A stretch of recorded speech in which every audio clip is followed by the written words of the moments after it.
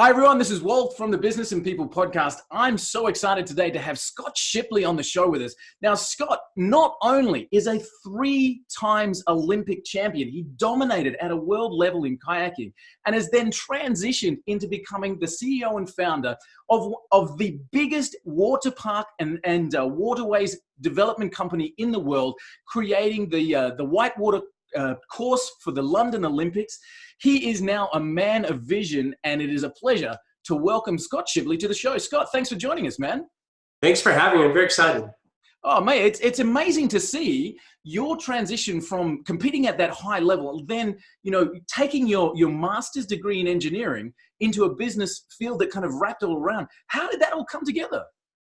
I have no idea how this worked out. I was in school. I was studying to design ships.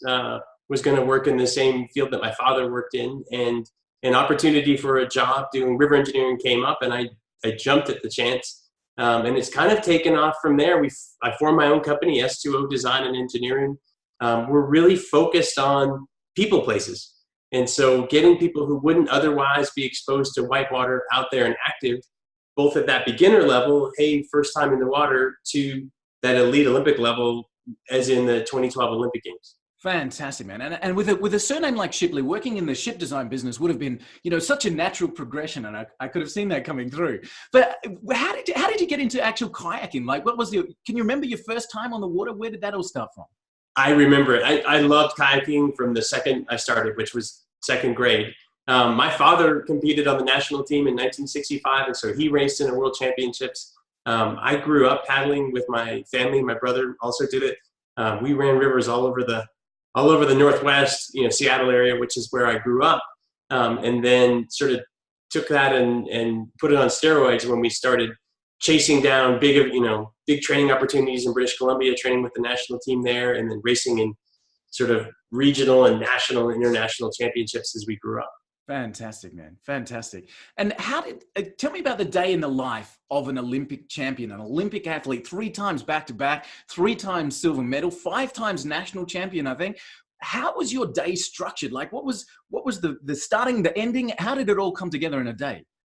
I think people don't see that day, right? They don't normally see that day because for 3.5 years, you're anonymous. And You're that guy who gets up at 6 a.m. and goes out in the rain and snow and paddles on a river nobody visits in the winter.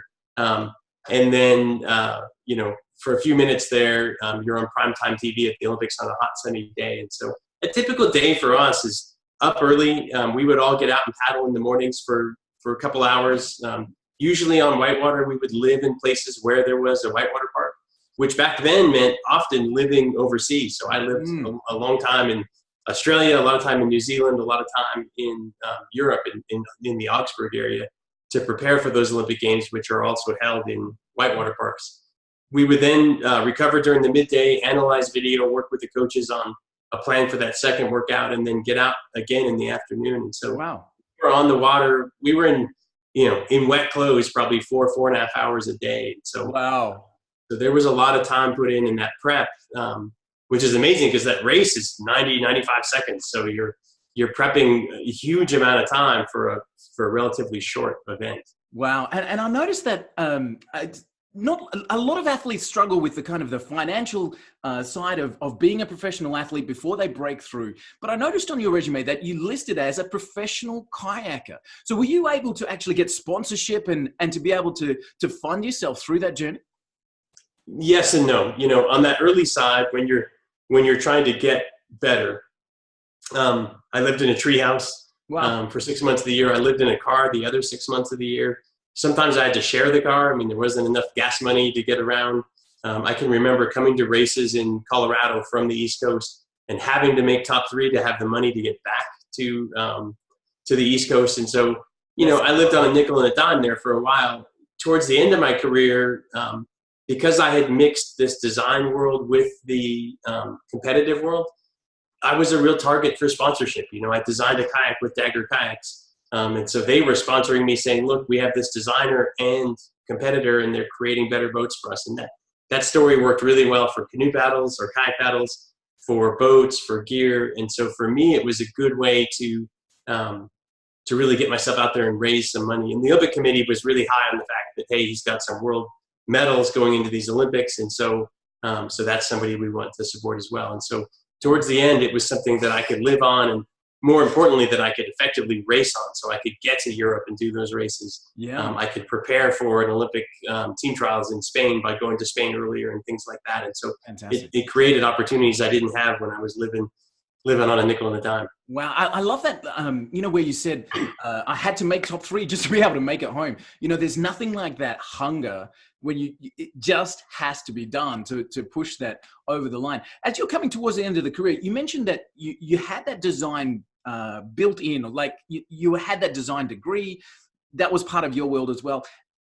At what time was there a conscious changeover to kind of all focused on racing, all focused on design? And it seems like a few years in the middle there, they started to blend in. I raced and trained in Atlanta, which was where our training center was. There's a river there you can train on. And I was also going to Georgia Tech. And so I was focused on getting that degree as well. But if at any point in time you asked me what I did, I would tell you I was a kayaker. And that's what I cared about. And I didn't sacrifice anything other than what it took to be that top level kayaker. And then at the 2000 games, I finished in 5th, didn't get a medal. And it was like a light switch flipped. I just said, look, I'm done. I want to get married to this German paddler I'm dating, and I'm going to move into that design world. And so at that point in time, I kind of moved that direction. And prior to that, everything I designed was to make me go faster. Right. A new boat, a new paddle, a new set of gear. And after that, I started focusing on how do I create people places. Now, that's where we want to flow into, because now S2O Designs, you've created some of the most amazing whitewater and water parks in the world. And you've been able to bring people into outdoor environments where they wouldn't have normally been exposed to that. Not only that, the river restoration, being able to actually restore river environments back up to bring the life back into them. I know you're fresh back from the opening in Fort Collins. What's been the biggest project that you've done so far? That's a good question. We're working right now on the biggest projects that we've ever done. We've got 3 right now that are kind of in the hopper and getting started. We're not allowed to talk about any of them. They're all under non-disclosure. The biggest one we could talk about is the U.S. National Whitewater Center in Charlotte, North Carolina. Yeah. It's a very different project than the one we just opened in Fort Collins. But it's a pumped whitewater park. It runs any day of the year that you want to turn those pumps on. It is the focal point. Instead of calling it a whitewater park, we call it an outdoor adventure park. It's got 30 different activities you can do. And so everything from running in a 5K to paddling on flat water to ropes courses and zip lines. There's a conference center. There's team building. There's swiftwater rescue training. We've tried to bring all those things that happen in and around a river and artificially create that near a city center, city of Charlotte, and create that outdoor event center. And what it's become, I always talk about how when I grew up, golf courses were a big thing. And my grandparents were members of the golf club, and we'd go to dinners there, we'd go to parties there, Christmas, parties were there, and then play golf there and swim in their pool. Well, this Charlotte Whitewater Center has now become the place where we see people down there doing business. We see people who come 3, 4, 5 times a week with their friends, with their guests, with whoever. And so it's become a community center for this outdoor lifestyle. And so if you're a climber or a surfer or a kayaker, that's your place to go several times a week. And so that has become a lifestyle center for that community. And that's what we're trying to create with a lot of these parks. That's unreal, man. And I guess there's a swell, no pun intended, there's a swell coming through from every time you do one of these adventure parks, outdoor parks. The next one, people, saying, wow, that was such a success. I want that in my city, and to be able to bring that through. What was the first one for you? That was the first big one, was Charlotte. And it's matured. And so it's really got operations down pat and bringing a lot of folks in. So that's one that's kind of our prototype, because it's really evolved with the usage that it sees. Since then, we've done about 20 or 30 different parks, some in natural rivers, some in pumped environments. And so, and we've got that many on the books again right now for future projects. That's amazing. How big's your team now, Scott? We are 11 people. Wow. So we have a big team, and we're focused not just on the whitewater park, but also river restoration now. So restoring habitat and connecting rivers to their floodplains and things like that, as well as these in-stream whitewater parks. Wow, that's unreal. So in addition to the 11, I'm imagining that you probably have a whole bunch of subcontractors or local tradespeople that are connected in each environment that you go to? Exactly, yeah. And these are actually built locally. You know, you think about your peak day on site is probably 200 to 300 workers building these projects. Some of them are as big as $60, $80 million projects. And so that has to be a local contractor. You can't bring that band with you. So part of what we specialize in is working with that local team so that we can teach them to build this very unique thing and get them kind of tuned up on how to do it right. Wow, that's so cool. How did your transition from elite level sports into now running these massive teams of people? What were the lessons that you learned that kind of transitioned well, and what were the shortcomings? You know, one of the things I've really learned, we built a park early on when I was working at a different firm, and it had a couple great waves. And I was that 1%, right? I was that elite kayaker at the time. And then we built a third wave kind of as an add-on, and it was so small and so much less in my mind than those other two. And I thought, boy, we might have to come back and tune that, make that better than it was. And but when I went there in the summer, what I saw was me and 3 or 4 friends focused on that very big hydraulic, which is intimidating. It's where the crowds are watching. It's in the photos that market that town. But there was probably 70 people at that other wave. Wow. Waiting to get on over the course of a day. And so what I learned was, you know, there's part of this that's brand, and that's where your elite level is. But if you want to connect communities to the river, you have to design it for that community. And that's a very different thing as well when you take it to the Midwest where nobody kayaks. And so you're saying, what's that first experience? Is it an inner tube? Is it an inflatable kayak? And so designing for those different users as opposed to designing to that elite level has really been our secret to success. And it surprised me because I looked at it, as I said, and thought maybe we had a failure here. Wow, that's interesting. Like, even as you said about the sporting events at the start, you're anonymous for 3.5 years for that 95 seconds of race time. When you look at the park, you know, the big media center is right at the end there with the huge wave of the big hydraulic, as you were saying. But the work that goes in is at the smaller one, the incremental building up, the skill level of the community coming through. Like, there's a great synergy there in terms of, you know, what people see versus the work that goes in to get there. Absolutely. And, you know, we have people rafting at our parks that don't swim. Wow. And so that life jacket, that helmet makes it possible for them. But if they show up and say, oh, hell no, I'm not going in that, then you've lost a customer. But if they show up and say, this is a pretty good place to start over here. And in the end, all of them end up rafting on both channels because it's not, especially with a guided raft trip, it's something you're very capable of doing.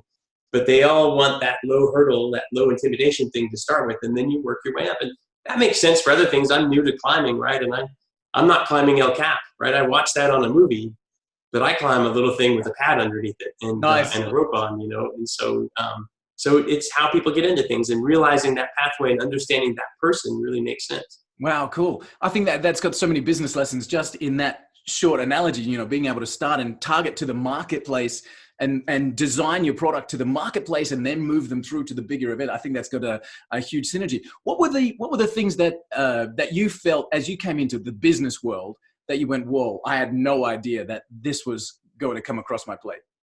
Well, and that's very different than this Olympic environment as well. And kayaking's a sport for individuals. And when you look at how we put that together, even in that environment, we were telling the coaches, I need to be coached here. Here's my training plan. Here's how you fit into that. Please help me with this and that. And so it was a very me-centered environment. But when you get into business, what you realize is good teams build good projects. And so you're not looking for that thing where you say, okay, I did this whole thing myself. You're looking at that whole team. And for us, that's the 11 people here, but it's also the people who come in as our architects, and people come in as our landscape architects. And you're looking for really high performers there that you can team up with, so that when you come in, you say, look, we are the best at this. And we're executing not just on the whitewater, but on the landscape and on the planning and on the, we have ample parking and it's easy to drop off and there's great food and beverage. And so people have that holistic experience of the outdoor lifestyle, which is different than designing a library or something like that. Yeah. And we can bring that into the environment. So for me, the big lesson has been, how do you put together that team that can really build these things? Definitely. Absolutely. One of the things that our audience predominantly, Scott, are entrepreneurs, they're driven people, goal setters, that kind of stuff. They might have started their own business. They might be already running their own business. Without a doubt, that the team element seems to be one of the biggest sticking points for any business person who is looking to really grow what they're doing. How have you gone about building your team? Have they been headhunted, or have you, have they come to you? How's that team kind of formed for you? I wish I knew the secret sauce there. And we find folks in different ways. And this is a difficult place to work. I travel a lot. And so, we don't have set hours. People who work here, they work on their own schedule. So folks can stay home or come in and work when they want to. So some days the office is full, some days it's empty. But the idea is, are you performing and meeting those goals? That's what we really hold it to. We spend a lot of time on project management. How do we make sure we know we're strategically heading in the right direction, and that we're managing that critical path to make sure people have what they need to design going forward. And that's true within this office, but it's also true with our subcontractors, right? You can't just take a design and throw it over a wall and say, boy, I hope that's a great pump station, or I hope that's a great landscape. So we spend a lot of time as well organizing meetings and sort of working with folks that understand people flows better than we do, and land planning better than we do, but giving them the expertise they need to understand how that connects to this very special thing that nobody knows much about, which is whitewater. So. Wow, cool. So, you're bringing in that next level of expertise. So you bring your piece to the table, the next person brings their piece to the table, and together you fit that puzzle. That's so cool. Do you think one of the things that you mentioned before in your training routine was that you would hit the water early, videotape that session, the middle of the day was spent reviewing that video, and then the afternoon was implementing improvements into that technique? Do you find that maybe it's not a daily, twice execute middle review, but do you find that same flow with the park design, with the river restoration projects, that you initiate a step, you review, and then you modify as you go on? Does that fit in the same model? It does. I mean, this idea in school, you call it continuous improvement, right? How do you continuously improve the things you do? And so for us, a lot of that is just setting in place standard things that we do. What does that project folder look like so we can all get in there efficiently? What do those final deliverables look like? And can we plan that from the start? Cool. Starting to put in these processes that take the lessons learned on one project and bring it to the next, and then keeping that as a living document so that on the next project, if you go, that was a nice try, but I need to do better, you can make those changes. And so for us, a lot of that's processes. Every project for us, though, seems to be different, and so, and I don't know, designing a pickup truck or something, if that's the same iteration again and again, or each one feels like a new thing, but for us, they all feel like new things. And so one of the things we've learned is not to assume. We need to go back to those basics. Who's going to use this part? Why is it different that it's in Indiana versus Colorado or things like that? And so for us, a lot of it is trying to predict what those differences are and how they affect our design. I love that, mate. And again, taking that as a wider lesson from a business point of view, coming back again to saying, who's our market? How are they going to use my product? What's the best way to deliver that experience? And then, review, reiterate, etc., to keep that fresh. It's absolutely cool. Scott, with before we hit record, you were telling me about the Fort Collins opening, and I love that story. So I really want to drill into that for a second. But just before I do, tell me about the day that you got the phone call to do the 2012 London Olympic Park. That was a crazy one because another team had started that project and we were brought in to finish that project. And so it started to be a lot of questions that came in about, are you out there? Are you available? Can we do this?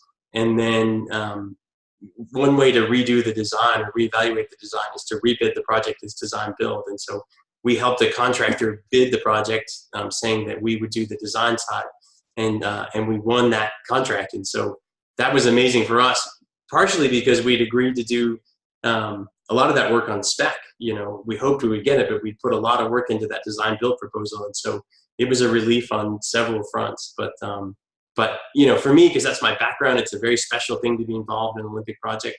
I loved doing it. It's so much red tape, but it's a wonderful thing to be a part of. And then to see that in action and go watch that Olympic Games on the channel you built is just amazing. Did you get to run it? Oh yeah. We have it in our contract, 6 weeks, just us. And so wow, we had cool. 6 weeks Awesome. of shooting, and we actually, a couple of guys wanted to sneak in and we dressed them up in S2O gear and let them paddle, but they were the only ones that got off. Fantastic. That's so cool. It's like build your own Olympic park, and yes, by someone else. That's so great. Awesome stuff. So the opening in Fort Collins, again, I love the story. You said to me that, as we record this, guys, it's probably a couple of months before, we'll be live. But as we record this, Scott has just got back from the Fort Collins opening, and it's early October as we're recording this. Scott, you were worried about opening the park in this kind of season. Most of our parks try and open for that springtime season. And this one, for a number of reasons, we needed to let the grass grow in over the summer and a lot of the things that sort of allow a park to be completed. And so this had an October opening. And for a whitewater park, that's the time of year in Colorado when people are thinking about skiing. They don't want to go outside and get wet. The water's typically lower. And so I thought, well, it'll be good to go up and shake everybody's hand because it was a great project to work together on. But I thought it might be me and sort of the 8 or 9 guys who led each of the design teams, and that would be it. And in the end, there were thousands of people. I mean, it was literally chock full of boaters in the water. When I got off the water and I got changed and wanted to run up to the ribbon opening last second, I couldn't cross the bridge. They had shut the bridge down because the plaza had filled up, this huge plaza with so many people that they couldn't let more people in. And so it was a pleasant surprise and a wonderful celebration. So. How much of a buzz is that for you? Like, to be able to have that project, you were there at the ribbon cutting ceremony, and there was so many people that you couldn't get to the ribbon because that bridge was packed out so hard. Like, how was your feeling? You must have just been on top of the moon. I love it. I mean, you're proud of that whole team that does a project like this, but just so proud that people wanted to use that park. And for us, the real special thing is to see it actually getting used by so many people and to see the impact that they have on people's lives. We had designed in handicap ramps to the project. And that's something that in the past hasn't been a requirement. It's an extreme sport, and but we've decided just to commit ourselves to that on our projects. We're going to have 80 accessible ramps to the water everywhere that we work. And then on my first run down the course, a guy swam behind me, flipped over his boat, didn't flip it back up. He was in the water. And so I did a little rescue, pushed his boat to the side, and it was pretty clear he could swim to shore, but it took a while for him to get over, and then at some point he was just sitting there in the water and it's cold. And at some point I said, hey, do you want me to get out and help you get out of the water? And he's like, no, I'm fine. I'm just attaching my leg. And I looked down and the guy had one leg and a prosthetic. And then once he got it all figured out, he was able to walk out of the water. But what an amazing experience. Wow. To see that in action on day one, run one. We had built this thing that already has a positive impact on the community in a way that it normally wouldn't. So that was wonderful. That's amazing. That's so cool, man. Well done. That's a really awesome story.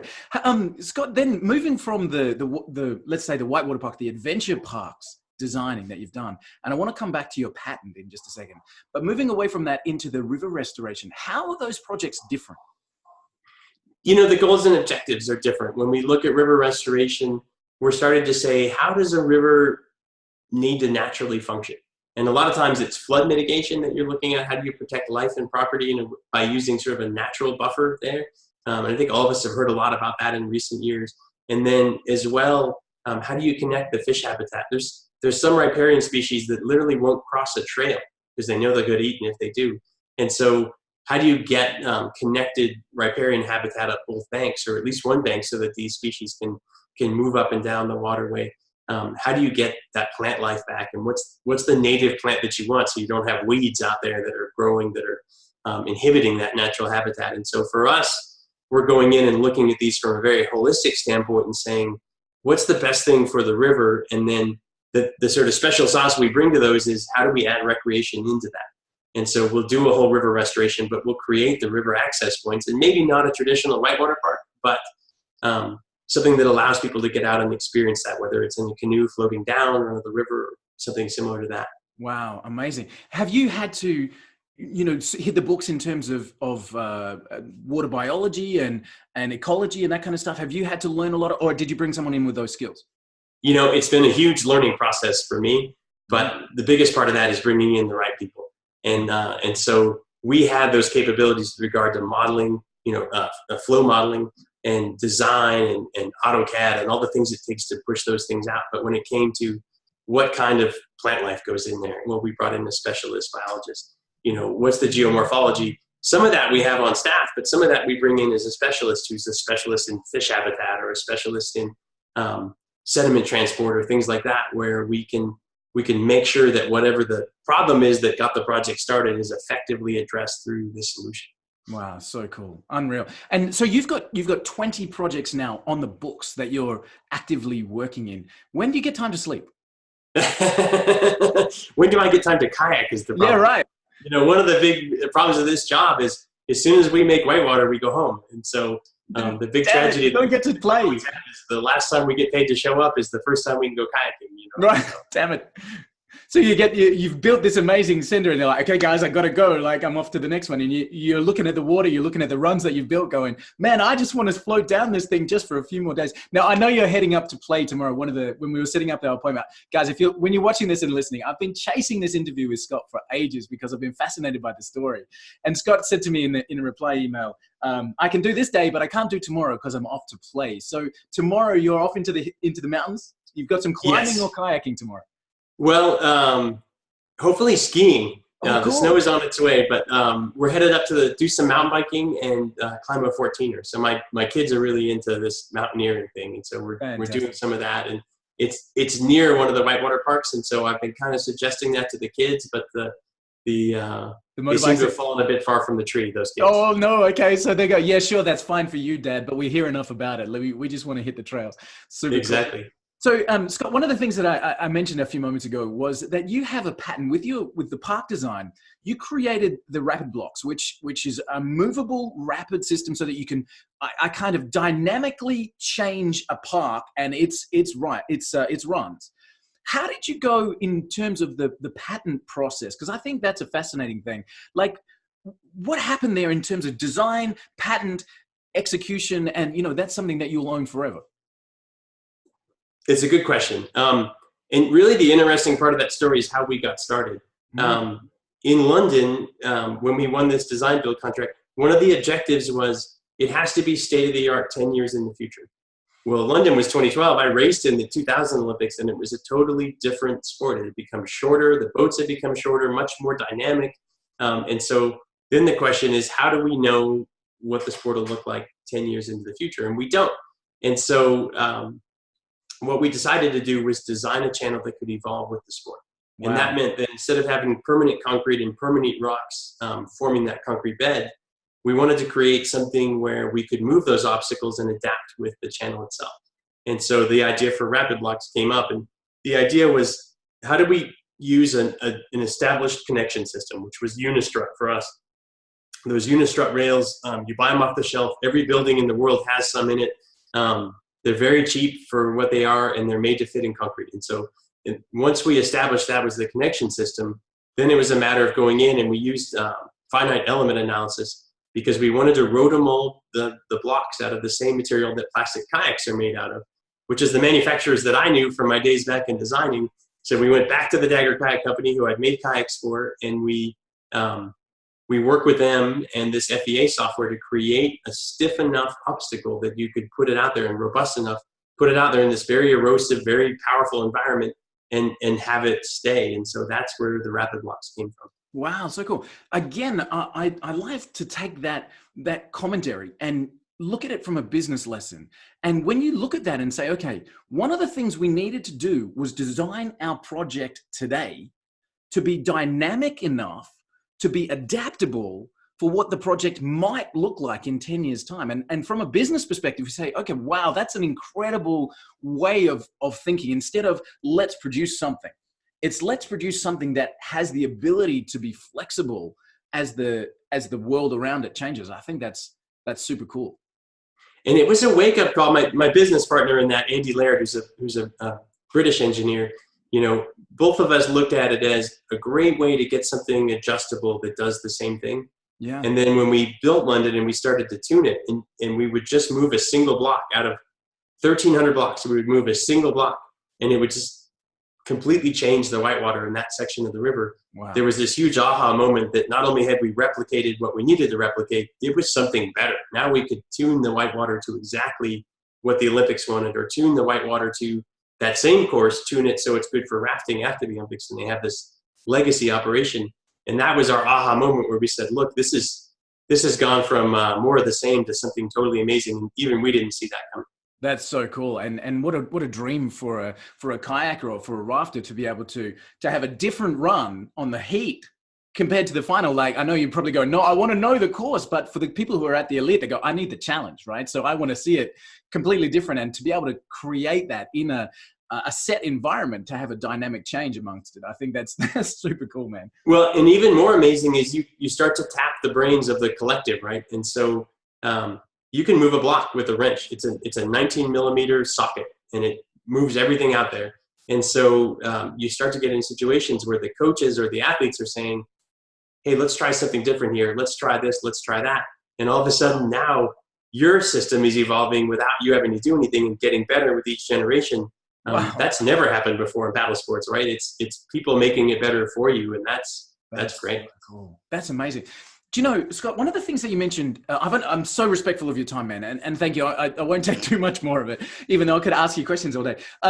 One of the things that you mentioned was as you were kayaking, as you were out on the water, it was a solo sport, and you were coming back to your coach saying, help me here, help me there. You knew where you were needing some assistance, and you were, attaching the right people to those skill sets and moving forward. Do you have that same thing with business now? Do you have a business coach in different areas? Is somebody helping you with different elements? Do you have an overall coach? Do you go it alone? What's your strategy there? Well, and I think when you go back to that coaching comparison, I think one thing to think about is, as an athlete, you see one thing, and you're in big whitewater, it's turbulent, it's powerful, and you have perceptions. You can feel the water pushing you, you can feel the speed, you can feel these things.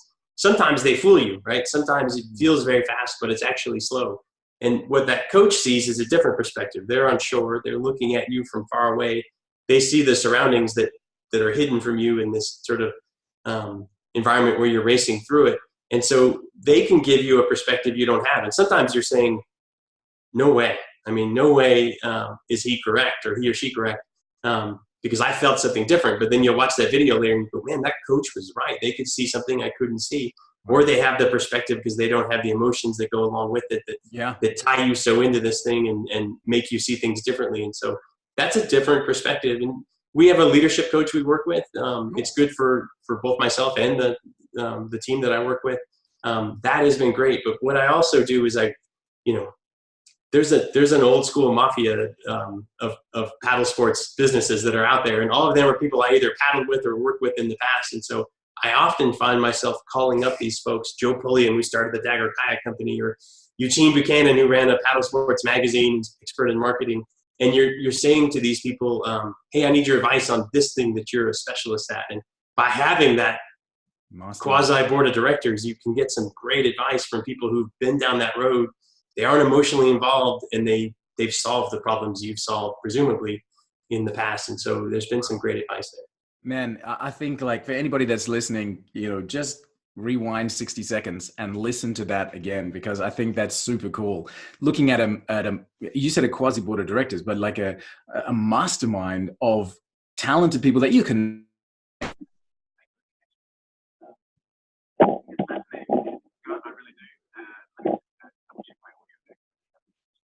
That came up that my audio would change, so we'll flick that back. Scott, again, thank you so much for the time. Just a couple of questions left.